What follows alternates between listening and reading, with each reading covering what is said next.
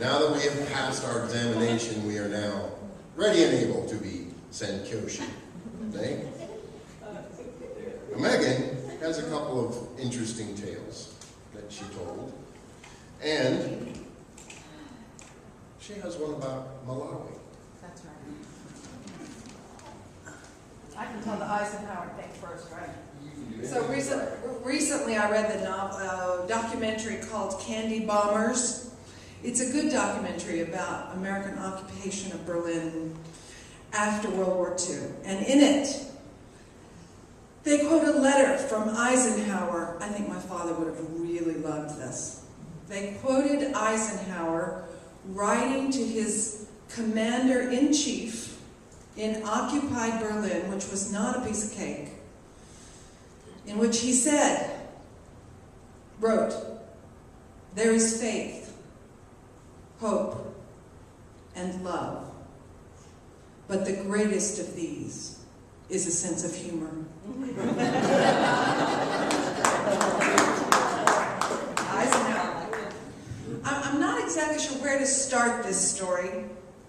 I'm going to do the first half and try. Many of you have heard it already. They asked me to tell it again. I was a young bride in Africa. The marriage wasn't going so good.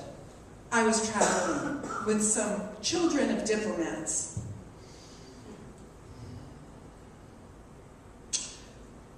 We were at the beach in Lake Malawi, and on the way I passed the church, and the Lutheran missionary who had given us a ride said, "That's the Baptist church." Some of you have seen this. It's a beautiful brick church without windows. They just have kind of Gothic holes on the side.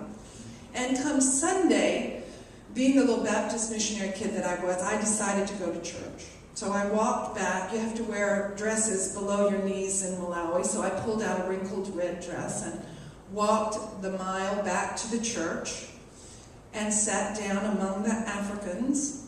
There were no missionaries in sight. And that group started singing at the top of their lungs. They sing these choruses in Malawi. And as some of you remember, I started to cry uncontrollably. I wept, and I wept, and I wept, and I used that red dress as a Kleenex. About 15 or 20 minutes in, the missionaries actually did arrive. And they were sitting along the back, and I thought, oh, they're late. And after this, I got the tears under control. And this pastor was speaking in a language I didn't understand, which was enormously helpful. And I thought everything's going to be okay. And the sermon ended, and the prayer ended, and then they sang Amazing Grace. And they have a different harmonic use of the piano, of the harmonic scale. And I wept all over again. I couldn't stop it. Have you ever cried where you just couldn't stop? Tears just streaming out of you. So I ran right past the missionaries, ran all the way down the road back to the lake, took off the dress, and jumped in. Like any crying person should know to do. Get with the water. The next day, I went to the bank because it's a traveling bank in Malawi, and you have to kind of go where the bank is that day. We needed cash from our traveler's checks. And there were the missionaries. And so I had to meet them. They were very nice. And there was one journey girl who took a shine to me and invited me to come stay with her in the long way. And the chairman of the missions wife says, "Now, Michelle has invited you 3 times, and if she has, she means it." And I said, okay. So later on the journey, I took a bus from the lake down to to Blantyre. And on the way, called Michelle when I got there, went to stay with her, and immediately got completely ill. So I had a fever with no symptoms. I'm looking at Alpha. A non-symptomatic fever of about 103.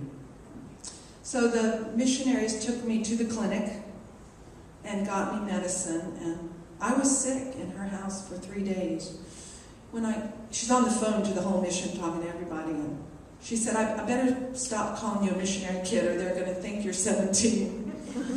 I was 38, I think. I said, it's okay with me. And it turned out that the Bradfords had been in Malawi, and Dana Bradford fondly remembered her Aunt Thelma from Tokyo Baptist. So they knew who I was. And the final night there, I went to have pizza at the home of the chairman of the mission and his wife.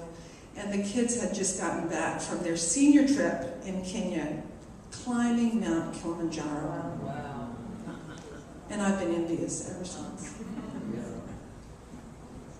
On that same trip, this is the real story. On that same trip, by the lakes of Lake Malawi, we went to get on our boat to go out and take a trip to an island where we were going to camp for a week. And it turned out that by that boat, there's no electricity in the village. So when the boat comes to the dock, it becomes the restaurant, well, just a bar, really. They really, all they had was alcohol. But all the people from the village would come and party and drink and have bright lights, and I had not had supper. Because in this part of Africa, you have to order the food a day in advance because they have to go and get it. So you can walk in the restaurant and say you'd like the fish dinner, but they don't bring you anything. You really have to go the next day after they've caught it. So I had not had dinner. And I looked in my backpack and I had some cookies and a banana and some cheese. Maybe I haven't told this story. I bought a beer. I had the beer. Maybe Mother was here, so I didn't say that part. I had a beer and a banana and cheese and cookies. And I thought, I need a quiet place to eat this because you kind of need to feel quiet, to feel full, to feel like you're going to sleep. So I kept wandering away from the noise and ended up towards the top of the boat next to a nice railing. And I brought out my little food and I started eating until I felt a presence. I have to tell you all this. This is not only my story, it's the best story of my life. There really isn't a better story than this one. I felt this presence to my left and turned around, and there was a gentleman, older than me, about 5-10 years. And we began to converse gently, kindly. And after a while, it really came out slowly that he was the captain. At which point I sort of got practical and I said, "Oh, if you're the captain of the ship, what time do we shove off?" At which point he became very silent and I felt him draw himself up. And he said in a very offended voice, "Madam, we do not shove off. We depart."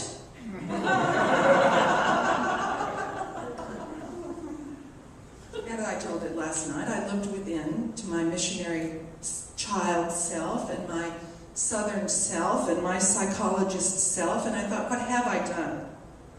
How could I have had such an offensive thought and said it out loud? And it came to me, and I said to him, "Sir, I've sailed on the Queen Mary." And he was still silent. And I thought, I've done it now. I've just completely put my foot in it. It's over. It's done. This was a nice chat. And out of the silence, he quietly said, "In that case, madam, we shove off at 9:30.